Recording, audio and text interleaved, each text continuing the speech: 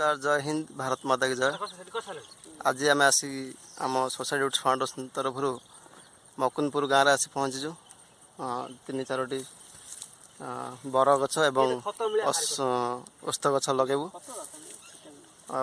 मकुनपुर गाँव में आमर सभ्य कमन मैन सभ्य लिटन बाबू सी भी आमको बहुत साहय कर।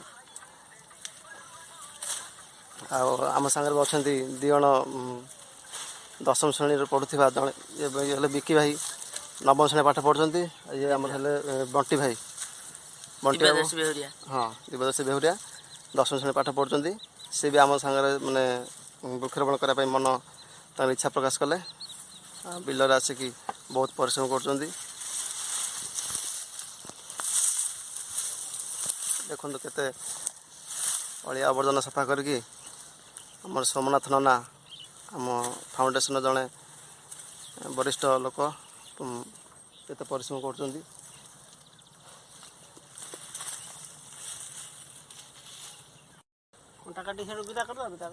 सभ्य बहुत परिश्रम कला साबल गात खोलिकी पूरा रेडी गछ लगे।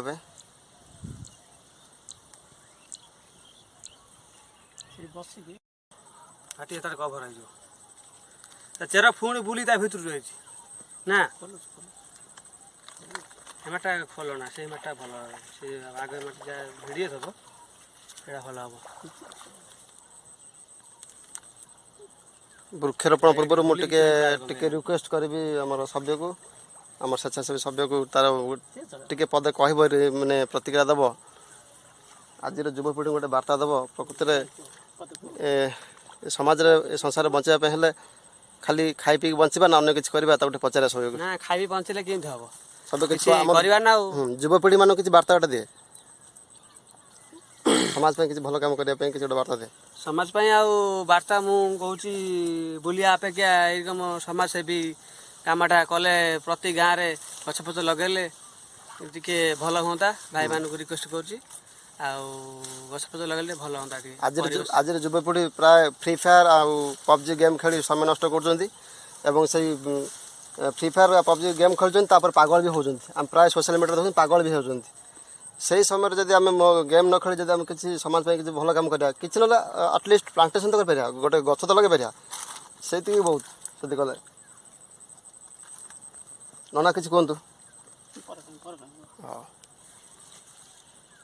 पानी बाल्टी नहीं आसी गछ दब आम मकुनपुर गाँव जो आसलु बंटी गाँव मंडर था आम तो पचारा भाई कौटे आस आम गछ लगे आसू से कथा आम कथा शुणी सारापर से कह भाई आम भी तुम साथ जीव गछ लगे तार ये मनोबल इच्छा शक्ति समाज किसी कर देखी आमको भी बहुत खुशी लगे। आज आस गछ पानी दियो पानी दियो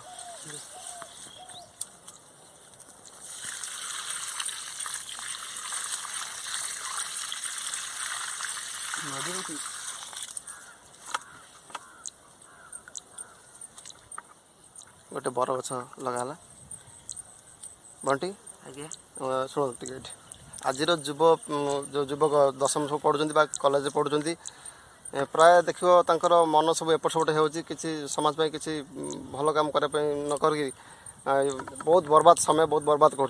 तुम से युवपीढ़ी मैंने किसी कह मैंने बाता दियो मुझे कहवाक चाहूँगी कि जो मैंने जो समय को बर्बाद कर दौरान पबजी फ्री फायर है कौन इंस्टाग्राम एसबू समय बर्बाद न करी जदि आम गछ लगेगा कि रास्ता कौटी सफा करवा कौटी मैंने किसी भल कम करवा ताले आमर आम समाज हाँ समाज निश्चय सुधर आम देश आगर को जीव आउ सबुज परिवेश हम जहाद्वारा ऑक्सीजन मिल आते भी आम शरीर सुस्थ रते अच्छी किंतु आम हाथ में सब अच्छी किंतु आम इच्छा शक्ति मनोबल ना किंतु आम देखा चाहूँ आम पाखक प्रतिभा आसी नाला कि आम आसी जो आम हाथ छड़ा करने चाहूनु आम गछ लगेबू जीवन रखू ପକ୍ଷୀ ମକ୍ଷୀକୁ ମରିବାକୁ ଦେବ ନାହିଁ। ଯେଉଁ ପକ୍ଷୀ ଦେଖନ୍ତୁ ଗେଣ୍ଡା ଖାଉଛି, କେଉଁଠି ଜୋକ ଖାଉଛି ମରୁଛି, ସେ ଆଶ୍ରୟ ପାଉନି। ଆମେ ଏଠି ଗଛ ନଥିଲା, ଦେଖନ୍ତୁ ଗଛ ନାହିଁ, ଏଠି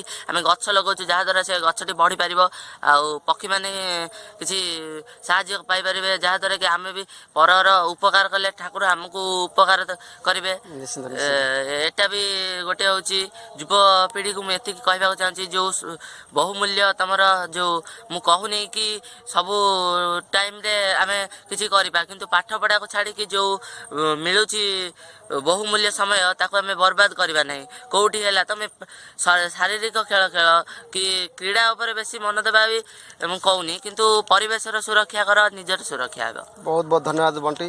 ଦିବ୍ୟଦର୍ଶୀ ବେହୁରିଆ ମକରପୁର ଗାଁର 10ମ ଶ୍ରେଣୀ ପଢ଼ୁଛି। ଦେଖନ୍ତୁ ତାର ବୁଦ୍ଧି କେତେ ପ୍ରଖର, କେତେ ତାର ମନୋବଳ କେତେ ଉଚ୍ଚ ଏବଂ ତାର ଇଚ୍ଛା ଶକ୍ତି କେତେ ଉଚ୍ଚ। ଏହିଭଳି ପିଲା ଯଦି ଆଗକୁ ଆସିବେ, ଦେଶ ପାଇଁ ସମାଜ ପାଇଁ କାମ କରିବେ, ତାର ମୁଁ ଗ୍ୟାରେଣ୍ଟି ଦେଇକି କହୁଛି ଆମ ଦେଶ ବହୁତ ଆଗକୁ ଯିବ। ଖାଲି ଦେଶର ମୁଖ୍ୟମନ୍ତ୍ରୀ ପ୍ରଧାନମନ୍ତ୍ରୀ ଏମାନେ ଚାହିଁଲେ ଦେଶ ଆଗକୁ ଯିବନି ଆଜ୍ଞା। ଆମର ଏହିଭଳି ଯୁବପିଢ଼ିମାନେ ଯଦି ଇଚ୍ଛା ଶକ୍ତି ତାଙ୍କର ମନୋବଳ ସମାଜ ପାଇଁ କିଛି କରିବା ପାଇଁ ଚାହିଁବେ, ନିଶ୍ଚିନ୍ତ ଆମ ଦେଶ ଆଗକୁ ଯିବ।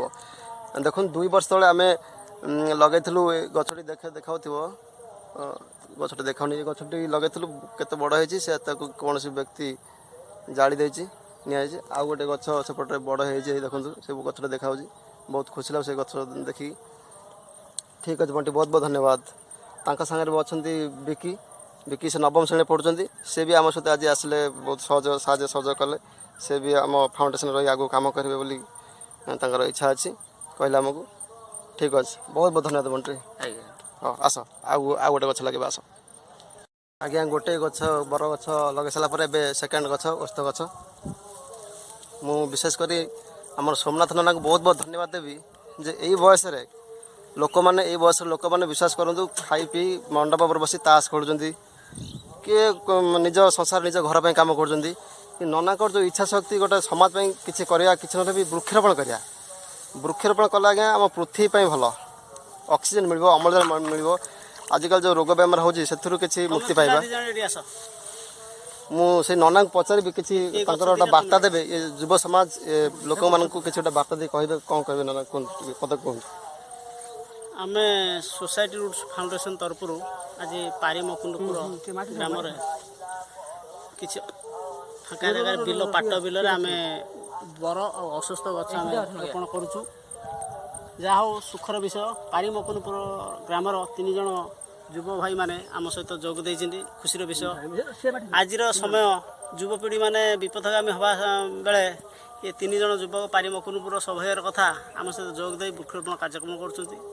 ପରିବେଶ କେମିତି ସନ୍ତୁଳିତ ରହିବ, ସୁରକ୍ଷା ରହିବ ଏବଂ ପରିବେଶ କେମିତି ଭଲ ରହିବ, ସମାଜ ପାଇଁ ପିଲାଙ୍କର ଅବଦାନ ପାଇଁ ମୁଁ ବହୁତ ଖୁସି। ତେଣୁ ସେମାନଙ୍କୁ ଆନ୍ତରିକ ଧନ୍ୟବାଦ ଜଣାଉଛି। ଏବଂ ଆମର ଆଜିକାଲିର ଯେଉଁ ଯୁବମାନଙ୍କୁ ବି କିଛି ବାର୍ତ୍ତା ଦିଅନ୍ତି, ସେମାନେ ବି କିଛି ଭଲ କାମ ଖାଲି ଆଜିର ଯୁବପିଢ଼ି ବିପଦଗାମୀ ହେଉଛନ୍ତି, ବସିକି ଯେଉଁମାନେ ମୋବାଇଲରେ ଗେମ୍ ଖେଳୁଛନ୍ତି, ସମୟ ଅଯଥାରେ ନଷ୍ଟ କରୁଛନ୍ତି, ସେମାନଙ୍କୁ ଅନୁରୋଧ ମୁଁ କରୁଛି ଦୟାକରି ସେମାନେ କିଛି ସମୟ ସମାଜ ପାଇଁ ଦିଅନ୍ତୁ। ବିଭିନ୍ନ କାର୍ଯ୍ୟକ୍ରମ ସମାଜରେ ଅଛି, ସମାଜର ଭଲ ପାଇଁ ଦେଶ ଚାହୁଁଛି ଯୁବକମାନଙ୍କଠୁ କିଛି ଆଶା କରୁଛି। ତେଣୁକରି ଏଇ ଯୁବ ସମାଜ ଦେଶ ପାଇଁ କିଛି ଭଲ କାମ କରନ୍ତୁ। ବହୁତ ବହୁତ ଧନ୍ୟବାଦ ନନା।